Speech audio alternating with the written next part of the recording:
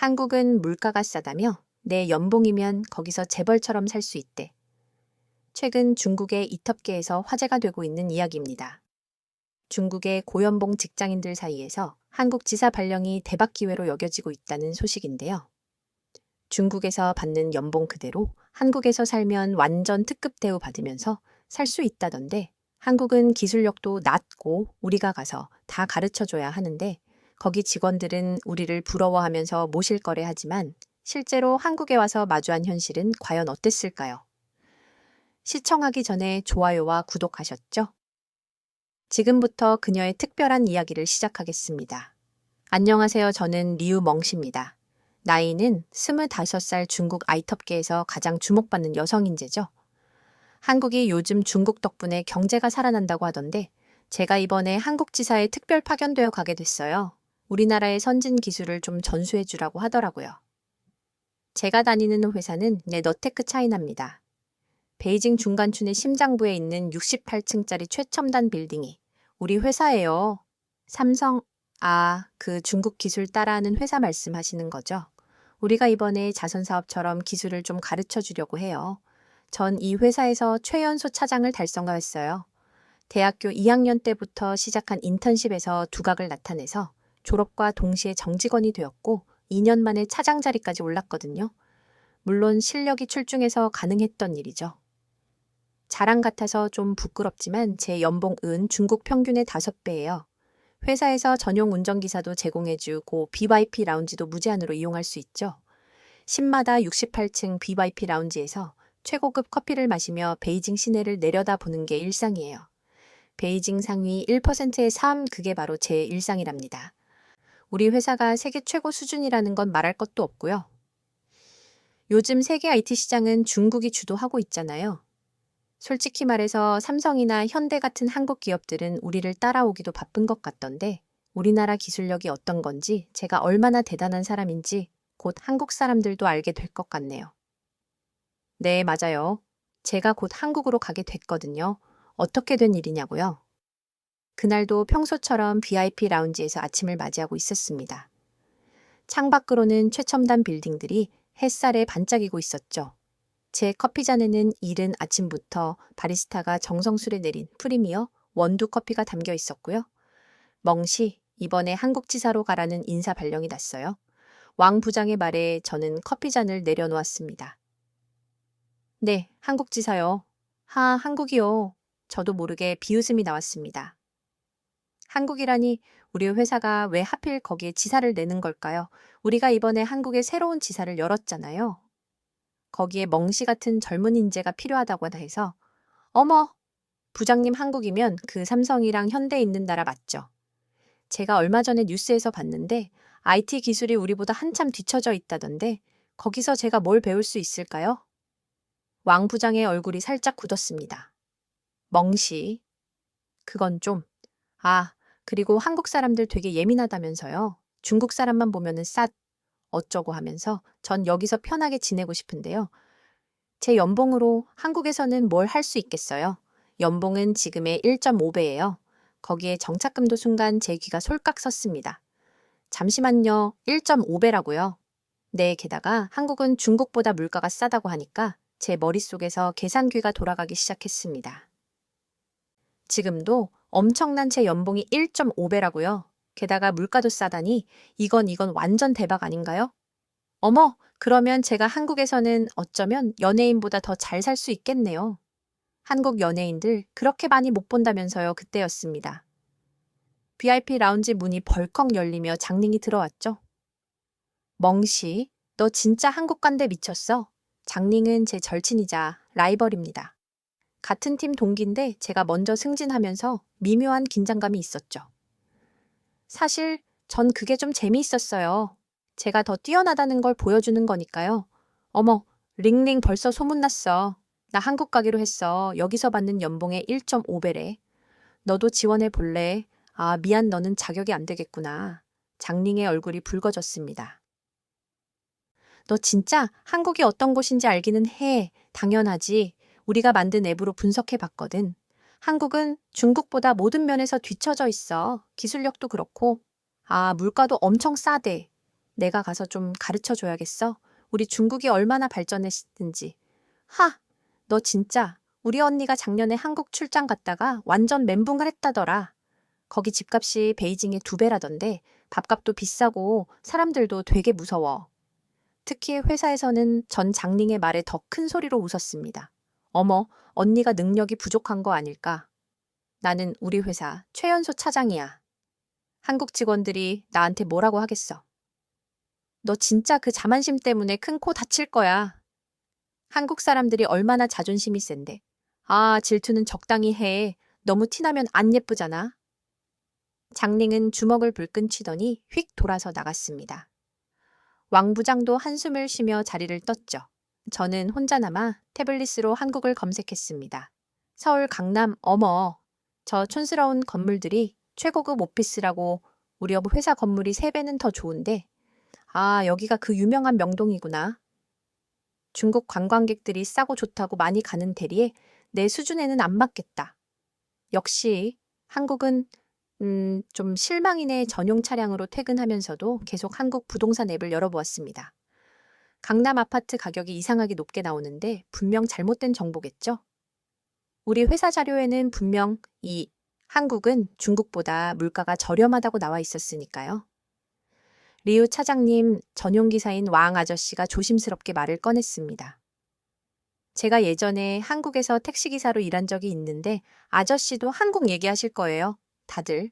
왜 이래요? 제가 못할 게 뭐가 있다고. 거기 사람들이 저보다 뭐가 더 나아요. 우리가 이제 세계 1등 IT 강국이고 한국은 우리 따라오기도 바쁜데. 집에 도착하자 어머니가 저를 기다리고 계셨습니다. 멍시야, 너 정말 한국 간다는 거니? 네, 어머니, 제가 거기 가서 대박 날 것 같아요. 여기서 받는 것보다 훨씬 많은 돈을 벌 수 있대요. 한국은 물가도 싸다면서요. 제가 가서 현지 직원들한테 우리 기수도 좀 알려주고 그쪽 개발자들이 많이 배우고 싶어 할 것 같아요. 하지만 거기는 위험하지 않니? 뉴스에서 봤는데 중국인들한테. 어머! 그건 못 사는 중국인들 얘기죠. 저는 달라요. 회사에서 보내는 엘리트라고요. 제가 거기 가면 오히려 한국 사람들이 저한테 배우러 올걸요? 걱정 마세요. 제가 한국 가서 우리나라의 위상을 보여줄게요. 발령이 난 지 한 달 후 저는 인천공항으로 향하는 비행기에 올랐습니다. 창밖으로 보이는 구름을 바라보며 미소 지었죠. 기다려라. 한국 이제 진정한 엘리트가 간다. 너희들한테 중국의 저력을 보여주겠어. 내가 가르칠 게 정말 많을 것 같네. 비행기가 이륙하는 동안 저는 재화려한 미래를 상상했습니다. 넓은 오피스텔에서 살면서 매일 명품 쇼핑하고 고급 레스토랑 다니고 한국 연예인들도 부러워할 만큼 럭셔리한 생활을 하게 될 거예요. 거기다 한국 직원들한테 첨단 기술도 가르쳐주고 제가 가는 곳마다 부러움의 시선을 한 몸에 받겠죠. 그때까지만 해도 전 몰랐습니다. 제가 얼마나 큰 착각을 하고 있었는지, 그리고 그 착각이 얼마나 큰 대가를 치르게 될지를, 곧 제 자만심이 얼마나 처참하게 무너지게 될지도 전혀 상상하지 못했죠. 인천공항에 도착했을 때부터 느낌이 이상간했어요. 중국의 다신공항보다 규모가 작아 보였거든요. 역시 중국보다는 모든 게 작구나 라고 생각하며 입국장을 빠져나왔죠. 회사에서 보내준 기사가 마중 나와 있었습니다.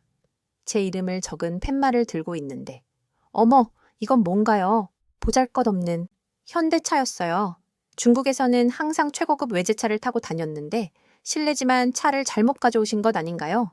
전 너테크의 차장입니다만 기사님은 어색한 미소를 지으며 대답했습니다. 아니요, 맞는 차입니다. 한국 지사는 이 차를 사용하고 있어요. 첫 번째 충격이었죠. 강남 오피스텔로 가주세요. 회사에서 미리 알아봐준 숙소로 향했습니다. 도착해보니 깜짝 놀랄 수밖에 없었어요. 제가 본 사진에 그 오피스텔이 맞나 싶을 정도로 초라해 보였거든요. 여기가 정말 강남이 맞나요? 혹시 길을 잘못... 네. 강남 맞습니다. 여기가 회사에서 구해드린 숙소고요.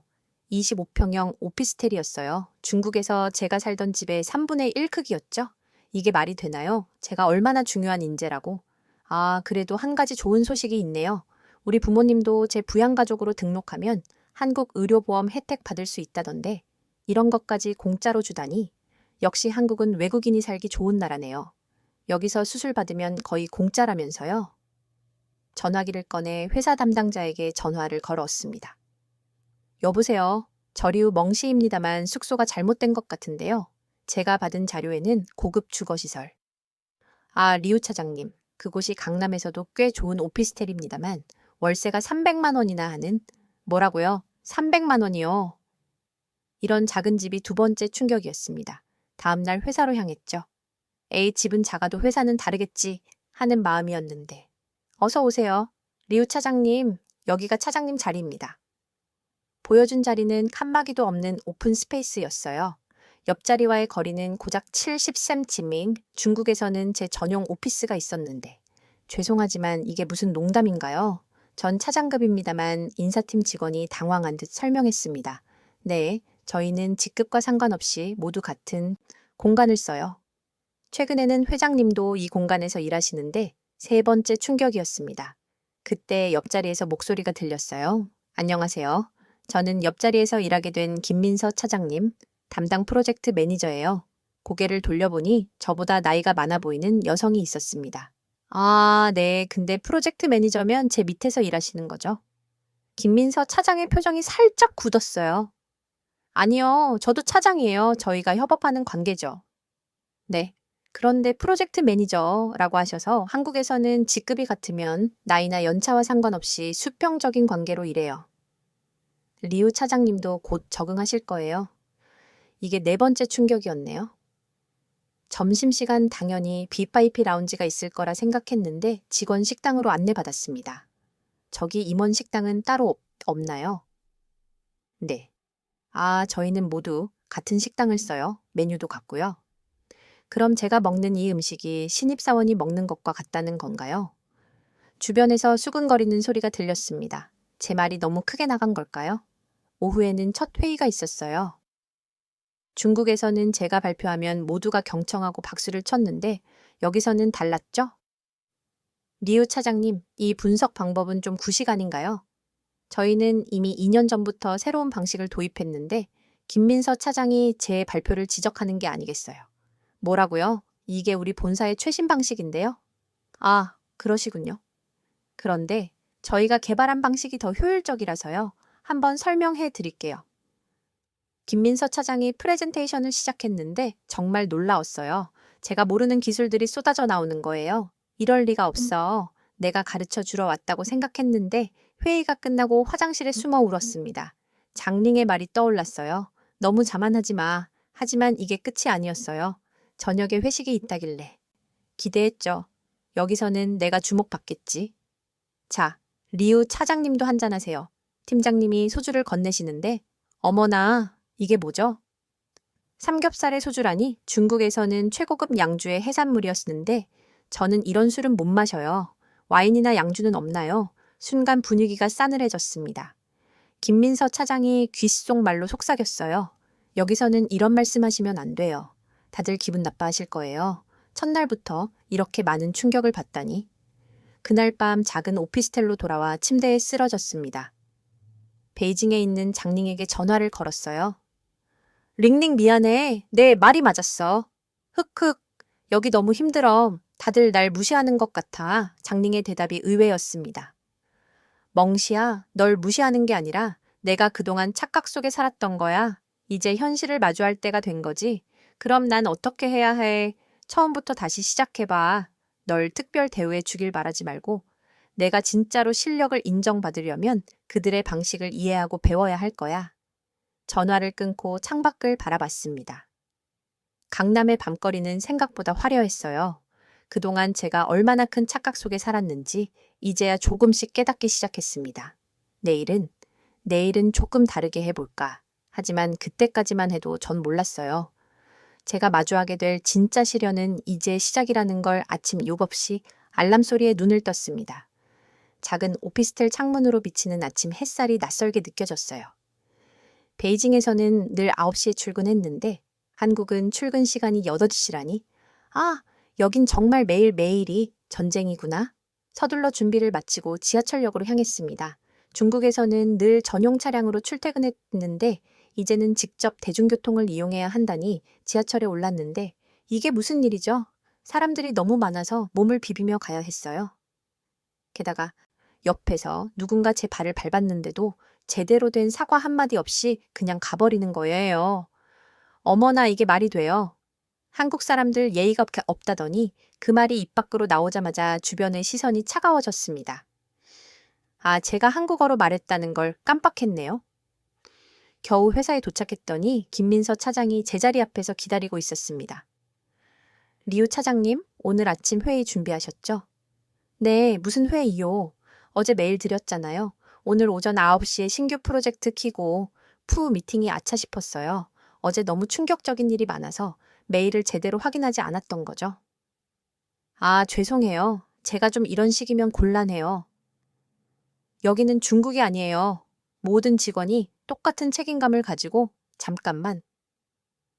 제가 말을 잘랐습니다. 그게 무슨 말씀이시죠? 중국이 아니라니? 우리나라를 무시하시는 건가요? 주변이 갑자기 조용해졌어요. 김민서 차장의 표정이 굳어졌습니다. 리우 차장님, 회의실로 잠깐 와 주시겠어요? 회의실에 들어조자 김민서 차장이 문을 닫았습니다. 리우 차장님 솔직히 말씀드릴게요. 차장님이 오신다고 했을 때 저희 모두 기대가 컸어요. 중국의 선진 기술을 배울 수 있을 거라고 생각했거든요. 하지만 지금까지 보여주신 건 제가 뭘 잘못했다는 거죠. 저는 중국 최고의 IT 기업에서 바로 그거예요. 김민서 차장이 높아진 목소리로 말했습니다. 차장님은 계속 중국 하시는데 우리도 세계적인 기업이에요. 차장님이 모르시는 기술도 많이 가지고 있고요. 서로 배우고 존중하면서 가야 하는데 차장님은 마치 가르치러 오신 것처럼 행동하시잖아요. 순간 할 말을 잃었습니다. 그리고 어제 회식 때도 우리 음식과 문화를 무시하는 발언을 하셨죠. 팀원들 모두가 불쾌했어요. 전 그런 의도가 아니었는데 의도와 상관없이 차장님의 태도가 문제예요. 이대로 라면 프로젝트 진행이 어려울 것 같은데 그때 노크 소리가 들렸습니다. 들어오세요. 문이 열리고 박준호 부장님이 들어오셨어요. 우리의 긴장된 분위기를 느끼셨는지 잠시 우리를 바라보시더니 말씀하셨습니다. 아, 잘 됐네요. 두 분 다 계시네. 리우 차장, 김 차장, 잠깐 이야기 좀 할까요? 박 부장님은 자리에 앉으시더니 이야기를 시작하셨습니다. 리우 차장 솔직히 말씀드리자면 본사에서 큰 기대를 하고 보내신 걸로 알고 있습니다. 하지만 지금처럼 가면 둘 다 힘들어질 것 같네요. 부장님, 제가 잠깐만요. 제 말씀 좀 들어보세요. 사실 이번 프로젝트는 양국 기술 협력의 시험 케이스예요. 성공하면 더 많은 교류가 이뤄질 수 있고 실패하면 아시겠죠? 순간 등줄기가 선을 해줬어요. 제가 이 중요한 프로젝트를 망치게 될 수도 있다니. 그래서 제안을 하나 하려고 해요. 두 분이 서로의 장점을 배우는 거예요. 리우 차장은 중국의 빅데이터 처리 기술이 뛰어나고 김 차장은 UX 최적화에 탁월하시죠. 서로 시너지를 내면 좋은 결과가 있을 것 같은데 김민서 차장이 잠시 생각하더니 말했습니다. 좋은 생각, 리우 차장님 한번 해보시겠어요? 솔직히 자존심이 상했어요. 하지만 이대로 실패자가 되고 싶진 않았습니다. 네, 해보겠습니다. 그날부터 저희의 특별한 협업이 시작됐어요. 아침 일찍 만나서 서로의 기술을 공유하고 점심시간에는 한국어를 배우고 김민서 차장이 생각보다 훌륭한 멘토였어요. 리우 차장님, 이렇게 하시면 더 효율적일 것 같아요. 아, 이 부분은 중국 방식이 더 좋네요. 저희도 도입해 볼까요? 하지만 쉽지만은 않았어요. 어느 날은 제가 제안한 방식을 팀원들이 반대하자 또다시 폭발할 뻔했죠. 왜 제 말은 들으려고도 하지 않는 거예요? 제가 중국인이라서 그런 거죠. 그때 김민서 차장이 조용히 말했습니다. 차장님, 잠깐 커피 한잔 하실래요? 카페에서 김민서 차장이 말했어요. 리우, 차장님. 제가 처음에 차장님을 오해했던 것 같아요. 차장님이 자만심이 강하다고만 생각했는데 사실은 열등감도 있으셨던 거죠. 네. 너무 완벽해야 한다는 부담감 본사의 기대에 부응해야 한다는 압박감. 그래서 더 강하게 나오시는 것 같아요. 저희를 무시하는 게 아니라 어쩌면 인정받고 싶어서 그 말에 눈물이 났습니다. 맞아요. 사실 저도 많이 두려웠어요. 여기서 실패하면 어쩌나 다들 저를 비웃으면 어쩌나. 괜찮아요. 우리 다 같이 성공해 보는 거예요. 리우 차장님의 실력은 정말 대단해요. 다만 그걸 조금 다르게 표현하는 법을 배우시면 될 것 같아요. 그날 이후로 뭔가가 달라졌어요. 아침마다 일찍 출근해서 한국어 공부를 하고 팀원들과 적극적으로 소통하려 노력했죠. 실수를 해도 바로 인정하고 배우려 했고요. 한 달이 지났을까요? 팀원들의 태도가 조금씩 변하기 시작했어요. 리우 차장님, 이 코드 정말 효율적이네요. 차장님, 오늘 점심 같이 드실래요? 어느 날은 제가 실수로 지하철을 잘못해서 회의에 늦을 뻔했는데 김민서 차장이 택시비를 먼저 계산해 주면서 절 데리러 왔더라고요. 차장님, 우리가 이제 진짜 팀이잖아요. 그 말이 참 따뜻하게 느껴졌어요. 오늘도 야근을 마치고 돌아가는 지하철에서 창밖을 바라봅니다. 한 달 전만 해도 저는 이 도시의 모든 것이 낯설고 불편하기만 했는데 이제는 이 분주한 일상이 조금씩 익숙해지고 있네요. 휴대폰을 꺼내 장맹에게 메시지를 보냅니다. 링링가, 나 이제 조금씩 알 것 같아. 내가 얼마나 오만했는지, 그리고 앞으로 얼마나 배워야 하는지. 하지만 이제 겨우 시작이에요. 진정한 도전은 이제부터니까요. 리우 차장님, 이번 프로젝트 발표는 차장님이 해주셨으면 해요. 김민서 차장의 말에 저는 깜짝 놀랐습니다. 지난 3개월 동안 우리 팀이 개발한 신규 서비스를 경영진 앞에서 발표하는 중요한 자리였거든요, 제가요. 하지만 제 한국어가 충분히 잘하세요. 게다가 이번 프로젝트에서 차장님의 기여도가 가장 컸잖아요. 따뜻한 미소와 함께 건네는 김 차장의 말에 가슴 한켠이 뭉클해졌습니다. 제가 처음 한국에 왔을 때만 해도 이런 날이 올 거라고는 상상도 못했거든요. 알겠습니다. 열심히 준비할게요. 그런데 그날 저녁 뜻밖의 소식을 접하게 됐어요. 퇴근길에 우연히 들린 카페에서 들려오는 이야기였죠. 야, 이번에 중국에서 온 그 차장 진짜 대단하더라. 처음엔 되게 거만했는데 맞아, 김 차장님이 엄청 고생했다며 처음엔 다들 반대했는데 저도 모르게 귀가 솔깃해져서 더 자세히 들었습니다. 근데 이번 발표 정말 리우 차장한테 맡겨도 될까? 실적이 안 좋은데 중요한 발표를 솔직히 나도 걱정이야. 아무리 그래도 외국인한테 이런 중요한 발표를 가슴이 철렁 내려앉았습니다. 화장실에 숨어 거울을 보는데 눈물이 나더라고요. 그래, 아무리 노력해도 난 여기서 영원히 외국인이구나. 그날 밤 고민 끝에 김민서 차장에게 전화를 걸었습니다. 차장님, 제가 발표 못할 것 같아요. 무슨 일 있으셨어요? 오늘 우연히 들었어요. 다들 절 걱정한다고. 외국인이라서 잠시 침묵이 흐르더니 김 차장이 말했습니다. 내일 아침 일찍 와 보실 수 있으세요? 다음 날 아침 7시 텅 빈 사무실에서 김민서 차장을 만났습니다. 제가 리우 차장님께 말씀드리지 않은 게 있어요. 사실 제가 처음에 차장님과 일하는 걸 반대했었거든요. 네, 중국에서 온다길래 어떤 사람일까 걱정했죠. 우리 기술을 무시하고 위에서 군림하려 들지 않을까. 그런데 차장님은 달랐어요. 처음엔 좀 거만했지만 정말 열심히 배우고 적응하시려고 했잖아요. 김 차장의 눈가가 붉어졌습니다. 저도 편견이 있었던 거예요. 그거를 차장님이 깨주셨어요. 이제는 팀원들도 다 알아요. 차장님이 얼마나 열심히 하시는지, 얼마나 실력이 뛰어난지. 어제 그런 말을 한 사람들은 우리 팀도 아니고 차장님을 잘 모르는 사람들이에요. 하지만 이번 발표요, 꼭 성공하실 거예요. 제가 옆에서 돕겠습니다. 그렇게 우리의 특별 트레이닝이 시작됐어요. 매일 아침 일찍 나와서 발표 연습을 하고 점심시간에도 연습하고 김 차장은 제 발음 하나하나를 교정해주고 다른 팀원들은 돌아가면서 청중 역할을 해줬죠. 발표 전날 늦게까지 남아 마지막 리허설을 하고 있을 때였어요. 차장님, 잠깐만요. 김민서 차장이 제 양복 깃을 만져주었습니다. 이렇게 하면 더 단정해 보일 거예요. 내일 긴장하지 마세요. 우리 모두 차장님 편이니까 그 순간 눈물이 왈칵 쏟아질 뻔했어요.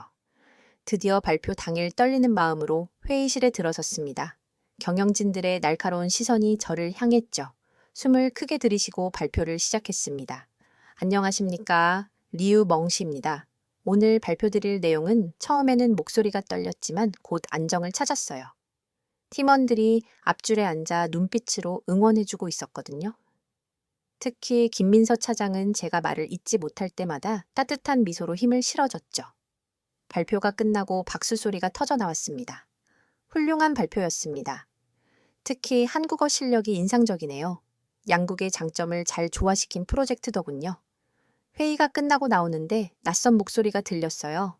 저기 리우 차장님 카페에서 들었던 그 직원들이었습니다. 죄송합니다. 저희가 차장님을 오해했네요. 정말 멋진 발표였어요. 그날 저녁팀 회식이 있었어요. 이번에는 제가 먼저 소주자를 들었습니다. 김 차장님, 건배제 하나 해도 될까요? 모두가 놀란 듯 저를 바라봤어요. 제가 소주를 마시는 건 처음이었거든요. 이 자리에 계신 모든 분들께 감사드립니다. 처음 왔을 때 제 모습이 얼마나 부끄러웠는지 이제 알 것 같아요. 여러분 덕분에 제가 많이 성장했습니다. 앞으로도 더 열심히 하겠습니다. 원샷 다 같이 웃으며 잔을 비웠습니다. 소주가 이렇게 따뜻한 맛일 줄이야. 집으로 돌아가는 길 문득 하늘을 올려다봤어요. 달이 참 밝더라고요. 베이징에서는 미세먼지 때문에 달을 제대로 볼 일이 없었는데 서울의 밤하늘은 왜 이렇게 예쁜 걸까요? 휴대폰을 꺼내 장링에게 메시지를 보냈습니다. 링링아, 나 오늘 소주 마셨어. 처음에는 쓰더니 점점 달달해지더라. 마치 내 서울 생활처럼 답장이 왔어요. 정말 너 많이 변했구나. 응, 많이 변했어. 그리고 더 변하고 싶어. 여기 사람들이랑 더 가까워지고 싶어. 한숨을 쉬며 작은 오피스텔로 들어왔습니다. 이제는 이 좁은 공간도 아늑하게 느껴져요. 창밖으로 보이는 서울의 야경이 반짝이는데 문득 이런 생각이 들었어요. 이제 나한테는 2개의 집이 생긴 걸까? 베이징의 호화로운 아파트와는 비교도 안 되는 작은 공간이지만 이상하게 마음이 따뜻해지는 걸요. 아마도 이게 진정한 적응의 시작인가 봅니다. 발표 성공 이후 저의 한국 생활은 완전히 달라졌습니다. 매일 아침 일찍 출근해서 김민서 차장과 함께 프로젝트를 진행하고 점심시간에는 팀원들과 웃으며 도시락을 나눠 먹었죠. 야근할 때면 서로 간식도 사다 주고 마치 오랜 친구들처럼 지내게 됐어요. 그러던 어느 날 충격적인 소식이 들려왔습니다. 리우 차장님 큰일 났어요. 김민서 차장이 헐레벌떡 뛰어왔습니다. 무슨 일이에요? 우리가 개발한 시스템에 심각한 오류가 발견됐어요. 중국 쪽 데이터와 한국 데이터가 서로 충돌을 일으키면서 일부 고객 정보가 유출될 뻔했대요. 순간 머리가 하얘졌습니다. 이건 제가 담당했던 부분이었거든요. 제가 확인해 볼게요. 서둘러 코드를 검토하기 시작했습니다. 그런데 이게 무슨 일이죠? 제가 짠 코드에는 분명 문제가 없었는데 잠깐만요. 자세히 살펴보니 누군가 제 코드를 수정한 흔적이 있었어요. 로그를 확인해 보니 장지향 중국 본사에서 새로 파견 온 개발자였습니다. 제가 한국에 적응하고 인정받는 게 마음에 들지 않았던 걸까요? 차장님, 이거 일부러 그런 것 같아요. 김민서 차장의 표정이 심각해졌습니다. 장지향이 중국 본사의 실세 자제분 아닌가요? 맞습니다. 장지향은 본사 부회장의 조카였어요. 제가 이 문제를 제기했다가는 어떡하죠? 진실을 밝혀야죠. 그게 리우 차장님 다운 모습 아닌가요? 김 차장의 말에 고개를 들었습니다. 예전에 저였다면 아마 눈치를 보며 넘어갔을 거예요. 하지만 지금은 달랐습니다. 네, 맞아요. 제가 해결하겠습니다. 긴급 회의가 소집됐습니다. 회의실에는 한국지사의 임원들과 화상으로 연결된 중국 본사의 임원들이 모여 있었죠. 리우멍 씨, 차장 이번 사태의 책임자가 맞습니까? 떨리는 마음을 진정시키고 대답했습니다. 아니요, 제가 증거를 가지고 있습니다. 프로젝터에 코드와 로그 기록을 띄웠습니다. 장지향의 얼굴이 창백해졌어요. 이 부분이 원래 제가 작성한 코드입니다. 그리고 이건 나중에 수정된 부분이에요. 로그를 보시면 누가 언제 수정했는지 명확히 나와 있습니다. 회의실이 술렁이었습니다. 장지향의 레인지의식 자기양 하창이 자리에서 벌떡 일어났어요. 너 감히 날 의심해. 내가 누군지 알아. 네 알아요. 하지만 그건 중요하지 않아요. 중요한 건 우리 회사와 고객들의 신뢰니까요. 그때 김민서 차장이 일어났습니다. 저도 증언하겠습니다. 리우 차장님의 원래 코드는 완벽했어요. 이건 의도적인 방해 공작이 분명합니다.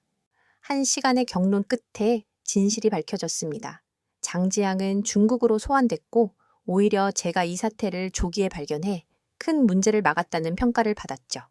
회의가 끝나고 나오는데 박준호 부장님이 다가오셨습니다. 리우 차장, 아니 멍시야 처음으로 저를 이름으로 부르셨어요. 오늘 정말 자랑스러웠어. 처음 왔을 때하고는 완전히 다른 사람이 됐구나. 부장님, 너를 처음 봤을 때는 솔직히 걱정했어. 너무 거만하고 한국을 무시하는 것 같아서. 하지만 이제는 달라. 넌 이제 진정한 우리 팀의 일원이야. 그날 저녁 팀원들이 제게 깜짝 파티를 열어줬어요. 차장님, 이제 진짜 한국인 다 됐어요. 우리가 처음에 차장님을 오해해서 미안해요. 다음에 중국 가면 저희 좀 잘 부탁해요. 선배님, 술잔을 기울이며 웃고 떠들었습니다. 이제는 소주도 익숙해져서 팀원들과 2차, 3차까지 이어가는 것도 자연스러워졌어요. 새벽에 집으로 돌아가는 길, 취리가 살짝 올랐나 봅니다. 혼자 중얼거리고 있었거든요. 엄마, 저 이제 정말 많이 변했어요. 처음에는 이곳이 제게 너무 작고 초라해 보였는데 이제는 이곳에서 제가 얼마나 작았는지 알겠어요. 그때 문자가 왔습니다. 중국에 있는 장린이었어요. 멍시야, 오늘 내 소식 들었어. 정말 자랑스러워. 내가 그렇게 성장할 줄은 몰랐어. 눈물이 났습니다. 링링아 고마워. 내가 그때 내 잘못을 지적해줘서 덕분에 내가 이렇게 변할 수 있었어. 다음날 아침 평소보다 일찍 사무실에 도착했어요. 김민서 차장이 먼저 와 있었네요. 차장님, 어제는 너무 늦게까지 죄송했어요. 아니에요. 전 오히려 기뻤어요. 우리 멍씨가 이렇게 멋진 사람이 될 줄은 몰랐거든요. 차장님, 앞으로도 잘 부탁해요. 우리의 자랑스러운 한국 멍씨, 우리는 서로 바라보며 웃었습니다. 창밖으로 아침 햇살이 비치는데 왜 이렇게 눈물이 나려고 하는 걸까요? 사무실에 앉아 오늘의 업무를 시작하면서 생각했습니다.